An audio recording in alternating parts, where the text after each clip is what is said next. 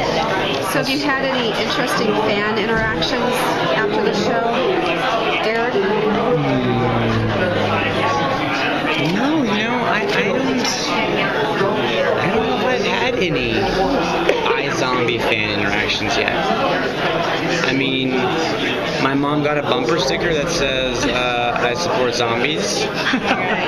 So that's about as close as it gets for me. Yeah. So Rob was saying that it like at the end of this season we'll see the scene that sold you on the show. Yeah.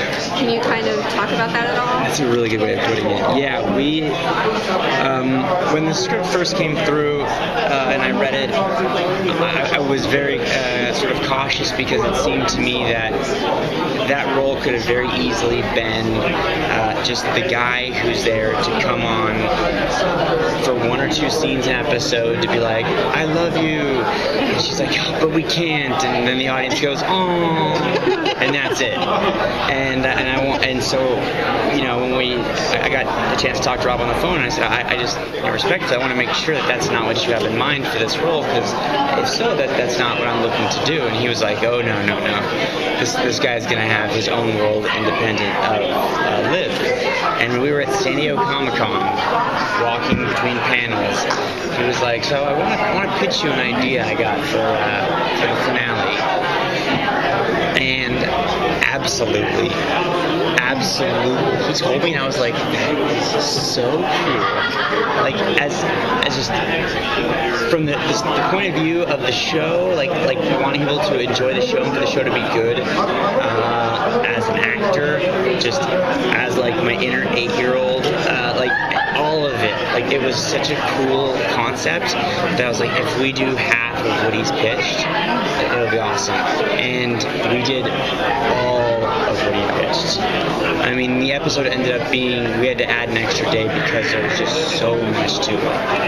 Yeah, it's of all the shows I've worked on, this is the best finale I've ever been a part of. Not lip service, genuinely. Wow. It's strong. We did South by Southwest, and Rob and his wife were kind enough to have us over to their house one night, and we watched episodes 12 and 13, and I mean, they knocked out of the park, but they finish strong.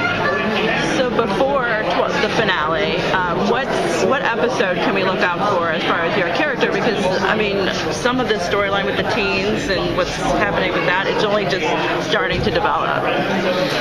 Yeah, because they sort of had to give, there has to be an organic sort of move or transition, from Major to go from, he has to change lanes from being the the potential romance and ex-fiancé to whatever you're going to be having him do. You can't just sort of have that like happen on a dime. So, there's not as much of him, but as we start to see in episode 4, there's some signs of sort of his life changing. Robbie's going to move in with him.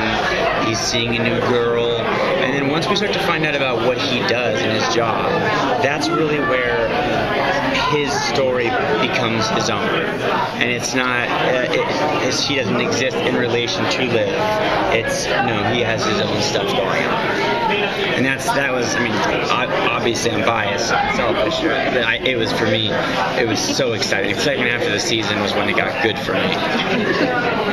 What were some of the surprises along the way once you got into production and started making episodes for you? Like what sort of the unexpected challenges or unexpected fun? Let's see. Unexpected challenges. Let's see. Working in Canada, which I'd never done, was surprisingly cold at times. I'm a Southern California kid, so there were quite a few nights where, like, I would get in my trailer and look at my wardrobe, and they'd be like, "Oh, we also have thermal underwear," and I'd be like, we don't wear thermal underwear. And then 20 minutes later, we're outside shooting a scene, and I'm like, can someone bring the thermal underwear? There'd be like a couple times it'd be like, Buckley, we see your teeth chattering the entire scene. Like, come on, man. So I had to adjust to the cold. That was a challenge for me.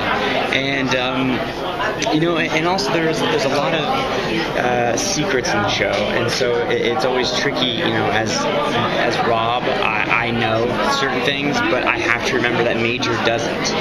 So there's certain things. It's like, oh, my knee-jerk reaction would be to respond this way, but I can't because Major hasn't found these things out or hasn't done that. So I'd say those were some of the challenges. Okay. One more question, actually.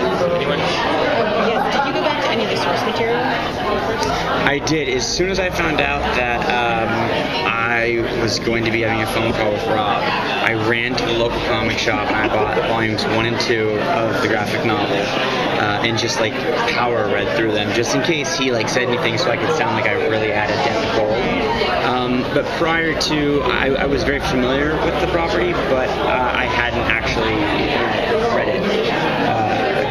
So I had only read it once getting started on the job.